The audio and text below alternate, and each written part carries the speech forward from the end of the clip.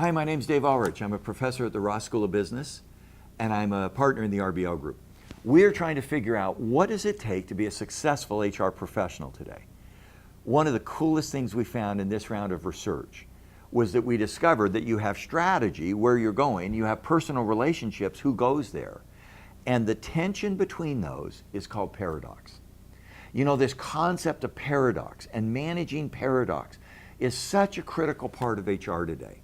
Let me just talk about it and then show some of the tensions we're after. Here's the theory of paradox. The world we live in is changing dramatically. In the old organizational world, the challenge of an organization was to manage complexity. Complexity means that you need to know your role. And so organizations were designed with hierarchy, with bureaucracy. I know my role, I know what I'm supposed to do, I know my roles, my rules, my responsibilities, and I had a job description. Today in organizations, the challenge is not complexity, but agility and change. The world is changing so quickly that what was right yesterday is not right today and won't be right tomorrow. Well, in a world of external change, we have to manage change. And to manage change, I need tension. I need paradox. Without paradox, change doesn't happen. Because paradox brings tension. It brings change.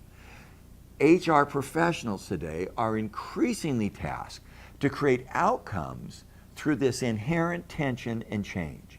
We call that the navigation of paradox. And it's a fascinating concept. On the one hand, I want to get diversity. I want to get a lot of different ideas, and I want to manage that diversity.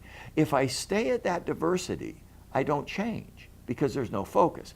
Then I get convergence, and I want to focus on one or two things. But if I stay focused alone, I get groupthink, and I get small group behavior. I don't change. So I have to go back to divergence. And the paradox of divergence, convergence, and divergence is inherent in the tension that allows organizations to change. We tried to lay out some of the tensions inherent in managing paradox. Should I be strategic and operational? Yes. Should I be internal focused on employees or outside focused on customers? Yes. Should I manage the tension between information and decision making? Yes. Global, local? Yes. Change and stability.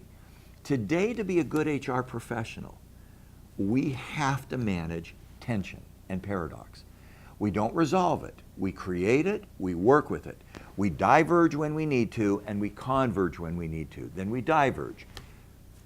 You know what? This is so exciting to us. Navigating paradox is shaping the agenda for the organization of the future.